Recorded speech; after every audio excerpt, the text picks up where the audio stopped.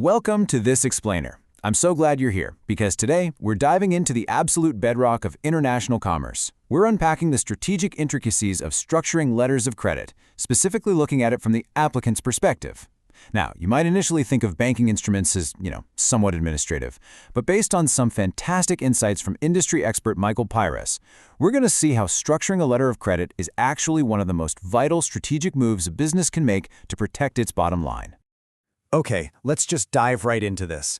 Think about the reality of global trade for a second. Global trade literally runs on trust. When you're buying goods from across the planet, you're dealing with a supplier you might have never met, who operates under entirely different laws in a completely different time zone. That creates a massive inherent trust deficit. How do you guarantee you get what you actually pay for? And on the flip side, how does the seller guarantee they'll get paid once those goods leave their dock? Well, the letter of credit is the ultimate answer. It's the very mechanism that secures that trust. So here's our quick roadmap for today's explainer.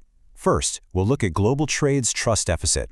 Second, the crucial concept of documents, not goods. Third, aligning the purchase contract. Fourth, mitigating trade risks. And finally, navigating regulatory compliance. All right, starting off with part one, bridging that global trade trust deficit we just talked about.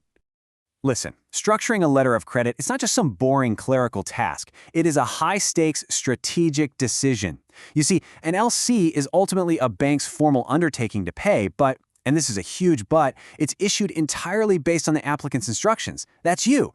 If you provide poor or vague instructions, the bank just follows them anyway, and that directly results in severe operational problems and documentary discrepancies down the line. The power and the risk rests entirely in your hands to dictate terms that protect you. Moving on to part two, let's look at the reality of UCP 600, which really boils down to documents, not goods. Now, what's really interesting about this slide is we're about to bust the biggest myth in international trade.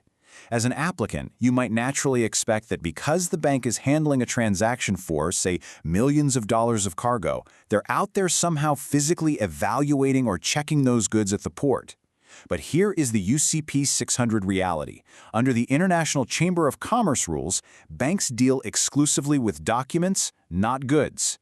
They never see the cargo. They don't open the shipping containers. They only care about the pieces of paper that describe what's supposedly in those containers. If the paper matches your instructions flawlessly, the bank pays. Period. And actually, the legal foundation of this entire process involves exactly 4 autonomous contracts.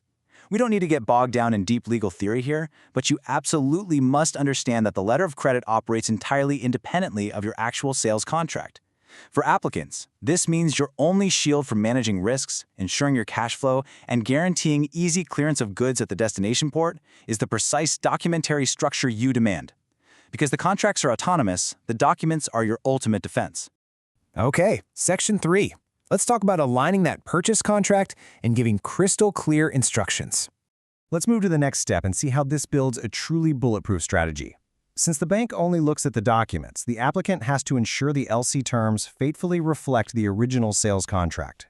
Here are the exact sequential steps you gotta take. Step 1. Ensure the purchase contract is professionally prepared.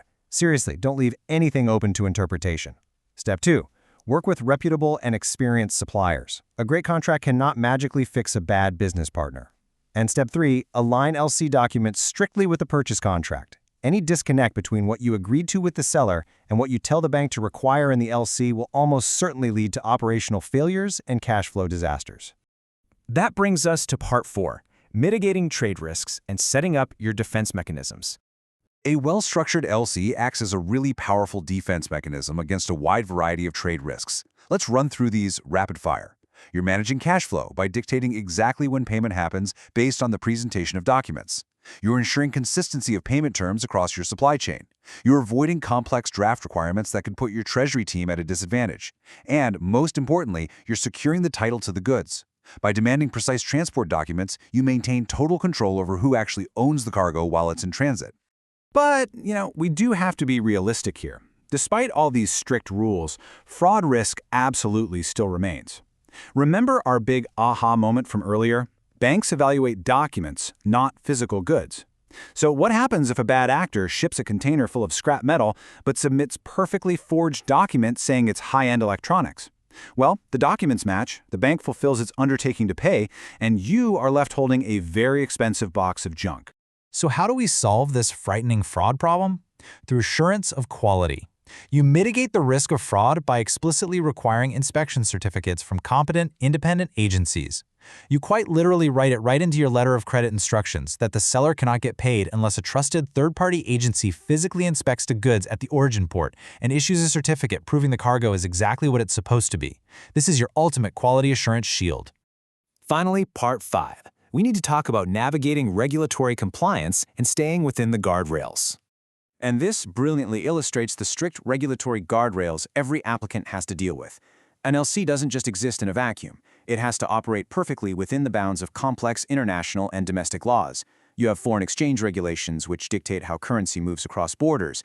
You have import control requirements specific to your destination country, and crucially today, you have strict sanctions and compliance rules.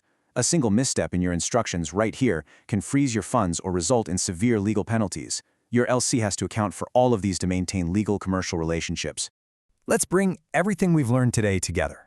A perfectly forged letter of credit achieves 3 vital things for you as the applicant: total risk mitigation, incredibly strong cash flow support, and unwavering regulatory compliance.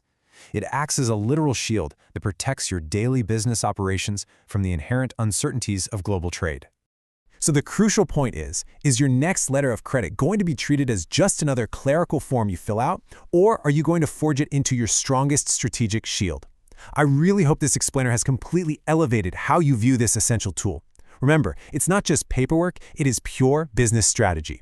Thank you so much for joining me on this explainer. Keep strategizing, keep protecting your business, and I'll see you next time.